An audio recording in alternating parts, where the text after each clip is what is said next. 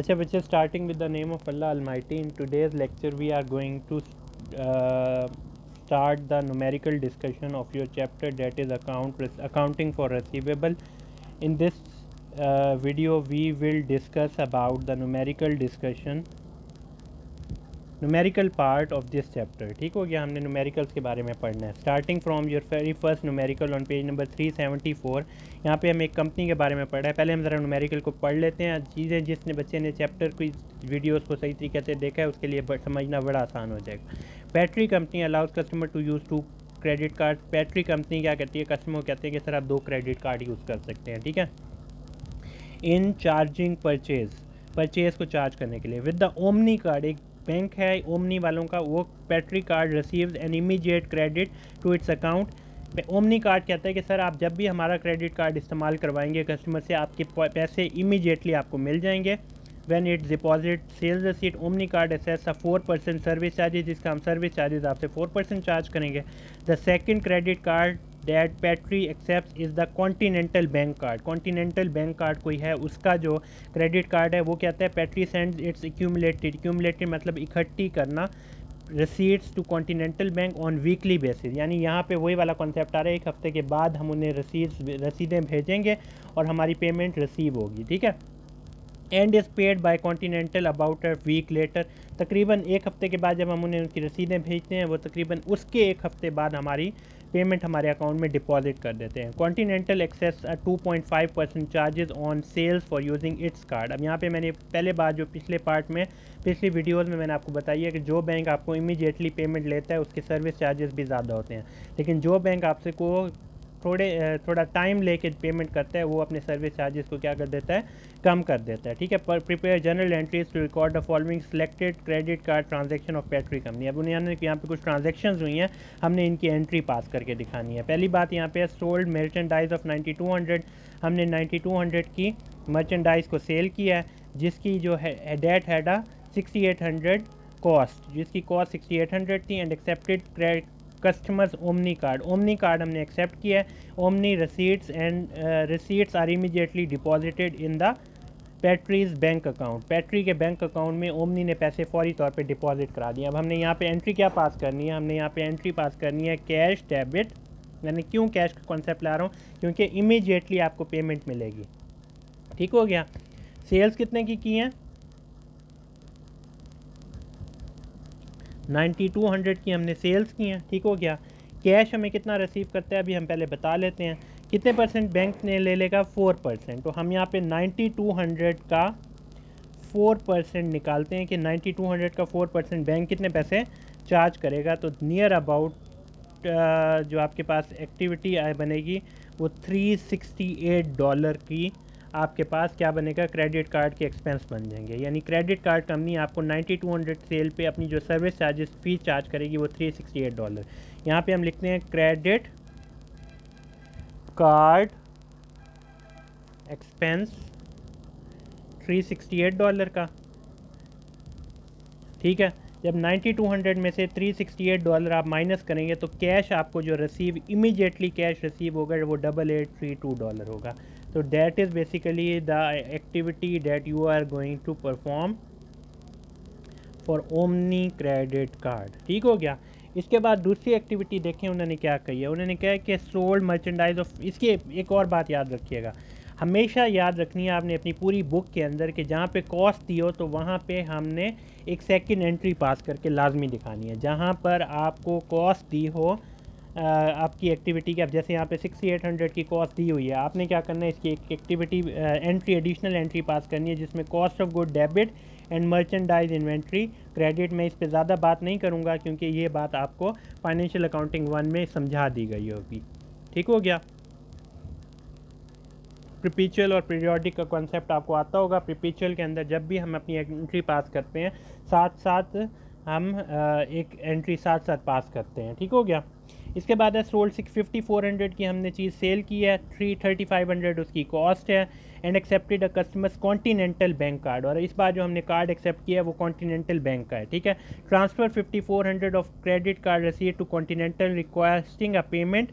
और उनसे कहा कि सर ये आपकी रसीद आई हुई है, इसे पेमेंट कर लें. अब आपने ये देखें सेल्स कितने की है, सेल आपने किया है तकरीबन कितने की है, 1 मिनट, 5400 की सेल हो गई हमारी, ठीक है। बैंक से पैसे हमने कितने लेने हैं, हमने बैंक से 5400 लेने हैं, नहीं, क्यों, बैंक ने हमसे 2.5% चार्ज करने हैं, ठीक है। कॉन्टिनेंटल बैंक 2.5% चार्ज करता है। सेल कितने की थी, 5400 की। 5400 का 2.5% जब आप क्रेडिट कार्ड का निकालेंगे, that will be equal to $135। ये आपका क्रेडिट कार्ड एक्सपेंस होगा, $135। तो यहाँ पे हम लिख लेते हैं क्रेडिट कार्ड एक्सपेंस $135। तो अगर 5400 में से $135 निकालें तो $5265 आपको अकाउंट रिसीवेबल में चले जाएंगे, यानी this is the amount you are expecting the bank to receive from the bank to receive, ठीक है। अकाउंट रिसीवेबल आपका 5265 से बढ़ जाएगा, क्रेडिट कार्ड एक्सपेंस 135 से बढ़ जाएगा, सेल्स रेवेन्यू आपका 5400 से बढ़ जाएगा। ये दोनों चीज़ें डेबिट साइड पे आ जाएंगी और ये क्या चीज़ आ गई, क्रेडिट साइड पे। उसके बाद जो लास्ट एंट्री है उसमें वो कहते हैं कि receive continental bank cheque for the April 12 billing less the service charges. वो कहते हैं कि आपको चेक की फॉर्म में उन्होंने पैसे दे दिए हैं, जब वो आपको पैसे दे देंगे तो कैश आपका क्या हो जाएगा, डेबिट विद सेम 5265, ठीक है। और आपके अकाउंट रिसीवेबल, क्योंकि उन्होंने आपको आज पेमेंट कर दी है, आपके रिसीवेबल्स क्या हो जाएंगे, आज कम हो जाएंगे $5265 के, ठीक हो गया। इसके बाद आपकी एक्सरसाइज 2 आती है, ठीक है। Semi company recorded the following selected transaction during November 2005। Semi company ने कुछ ट्रांजैक्शंस की हैं, ये आपके सामने हैं। Open a general ledger having a T account for account receivable, sales and sales return and allowances. Also open an account receivable for also open an account receivable subsidiary ledger having T account for each customer. Post these entries to both the general ledger and the account receivable ledger. Prepare the schedule of account receivable and compare its total with the balance of account receivable controlling to the account as on November 30, ठीक है। अब उन्होंने हमें total activity बता दी है और उन्होंने हमसे पहले तो बात की है कि टी अकाउंट बना के दिखाएं, तो इसमें कोई भी मुश्किल नहीं है बात। हम एक क्या नाम है, ये एक्सरसाइज 9-2 है, ठीक है। इसके अंदर उन्होंने हमें एंट्रीज देखें, account receivable, account receivable, account receivable, account receivable and account receivable. पहली तो हम बना लेते हैं अकाउंट रिसीवेबल का लेजर बनाते हैं, टी अकाउंट बनाते हैं, ठीक है। यहाँ अकाउंट रिसीवेबल लेजर बनाने का तरीका भी फाइनेंशियल अकाउंटिंग 1 में आपको आ गया। ये चीज़ डेबिट हो रही है 4410 से, आपने डेबिट में 441017 लिख देना। फिर दोबारा देखें अकाउंट रिसीवेबल क्रेडिट डेबिट हो रहा है 1250 से, तो ये 1250 से आप लिख देंगे। उसके बाद देखें अकाउंट रिसीवेबल 733 से डेबिट हो रहा है, ये हम डेबिट साइड पे 733 लिख लेंगे। फिर अकाउंट रिसीवेबल क्रेडिट हो रहा है किस अमाउंट के साथ, 189 के साथ, हमने यहाँ पे 189 लिख देना। फिर उसके बाद देखें अकाउंट रिसीवेबल फिर डेबिट हो रहा है 2606 के साथ, यहाँ 2606 के साथ हम इसे डेबिट साइड पे लिख लेते हैं, ठीक है। ये हमारा टी अकाउंट बन गया, ठीक है। अब उन्होंने टोटल की बात नहीं की तो हमें सिर्फ लिखना ही मोर देन इनफ है, ठीक है। उसके बाद और क्या, किस चीज़ का लेजर बनाने का है, सेल्स का लेजर। सेल्स का लेजर की बात कर लेते हैं, यहाँ पे हम अमाउंट लिख लें, sales credit, sales credit, sales credit, then sales credit. आपने सारी क्रेडिट साइड पे कितनी कितनी अमाउंट है, 4417, 1250, 733 एंड 2606, ये आपने सारी की सारी क्रेडिट साइड की उठा के सेल्स की अमाउंट लिखनी, ठीक हो गया। इसके बाद और किस चीज़ का लेजर बनाने को कह रहे हैं, सेल्स रिटर्न एंड अलाउंस का। यहाँ पे आप सेल्स रिटर्न एंड अलाउंसेस का लेजर बना लें। अब सेल्स रिटर्न एंड अलाउंसेस की देखें कितनी एक्टिविटीज़ हुई हैं, सिर्फ एक एक्टिविटी हुई है 189, डेबिट साइड पे 189 आया, तो हम यहाँ पे 189 डेबिट साइड पे लिख देते हैं। उसके बाद उन्होंने कहा also open an account receivable ledger having T account for each customer, हर कस्टमर का अपना अकाउंट बनाएं। अब यहाँ पे कस्टमर्स के नाम देख लें आप, सर्फ शॉप, यॉन एंटरप्राइजेज, मैट एल्बिन, फिर मैट एल्बिन और फिर सर्फ शॉप। ये तकरीबन 1 2 3 तीन कस्टमर्स हैं। हम पहले सर्व अकाउंट रिसीवेबल बना देते हैं सिर्फ सर्व शॉप का। डेबिट साइड पे उनकी एक्टिविटी पहली है 4417 के साथ। अगला फिर यॉन एंटरप्राइजेज है, फिर मैट एल्बिन है, उसके बाद और सर्व शॉप का 2606 के साथ डेबिट साइड, ये 2606 के साथ डेबिट साइड बन गई। ठीक हो गया। उसके बाद उन्होंने अगला क्या कहा है, दूसरा कस्टमर हमारा कौन सा है, यॉन एंटरप्राइज, YE कर देता हूँ यॉन एंटरप्राइज। डेबिट साइड पे से 1250 की एक्टिविटी है। ठीक है, तो हम यॉन एंटरप्राइज का 1250 के साथ डेबिट साइड पे लिखते हैं। ये हो गया। फिर मैट एल्बिन M और एल्बिन के लिए ALBIN कर देते हैं। ठीक है, मैट एल्बिन का देख लें, एक 733 डेबिट साइड, दूसरा है मैट एल्बिन का क्या नाम है, क्रेडिट साइड पे 189 है, ये 189 क्रेडिट साइड पे लिख लेते हैं। ठीक हो गया, this is what we can do. ठीक है, अब उसके बाद उन्होंने हमें क्या कहा है, ये आपकी कंप्लीट हो गया। Prepare a schedule of account receivable and compare its total with the balance of the account receivable controlling account as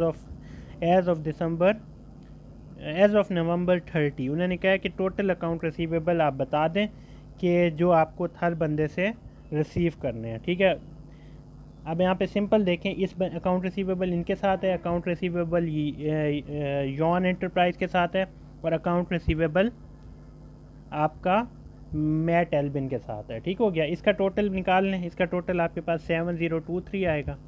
इसका टोटल निकालने की ज़रूरत नहीं है, डेबिट साइड पे 1250 आएगा। अब इसका टोटल कैसे निकालना है, डेबिट साइड पे 733 है और क्रेडिट साइड पे 189 है। 733 में से 189 माइनस कर लें तो it will be near about 544। ठीक हो गया डेबिट साइड का। अब यहाँ पे हम बना लेते हैं अकाउंट रिसीवेबल लेजर, जिसमें हम सर्फ शॉप का लिखते हैं डेबिट साइड पे टोटल 7023। ये कौन सा है, यॉन एंटरप्राइज का 1250,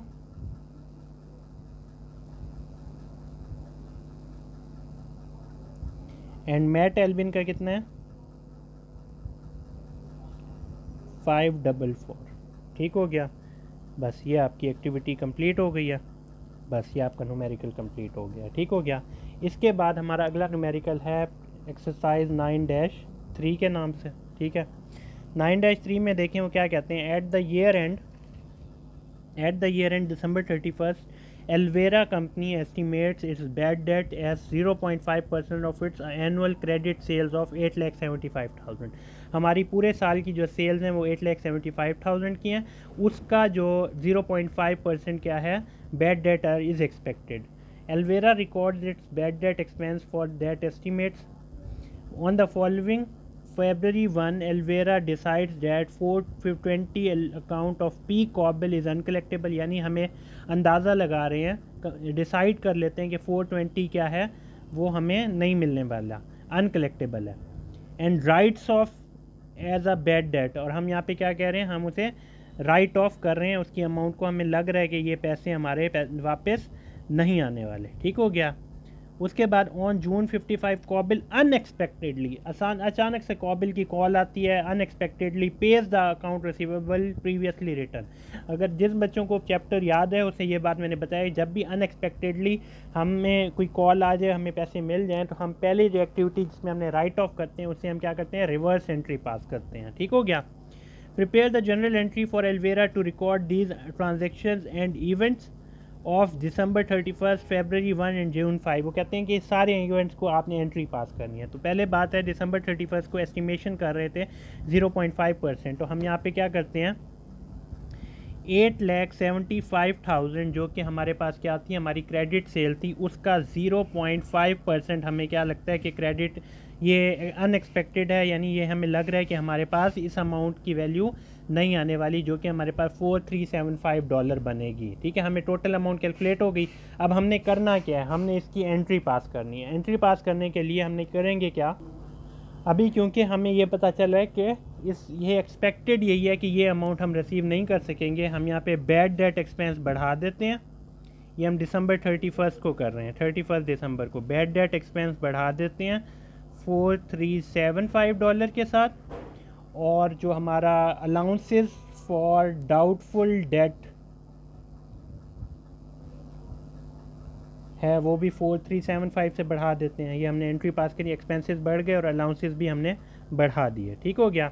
उसके बाद हमने क्या किया, एक जो बंदा कॉबिल था उसके कितने पैसे आने थे 420, वो हमें लग रहा है कि सर वो पैसे नहीं देने वाला, तो यानी 420 जब वो हमने उसके साथ सेल की एक्टिविटी की होगी, वो क्या की होगी, हमने अकाउंट रिसीवेबल 420 के साथ बढ़ा दिए होंगे और सेल्स क्रेडिट कर दी होंगी 420 के साथ। आज हमें क्या लग रहा है कि ये जो कॉबिल है जिससे हमने 420 एक्सपेक्ट कर रहे थे पैसे आने का, वो हम कह रहे हैं कि नहीं सर वो पैसे नहीं देने वाला, तो ये अकाउंट रिसीवेबल आज हम क्या करेंगे, कम कर देंगे। इसका जिक्र नहीं किया, हमें सिर्फ समझाने के लिए बनाया।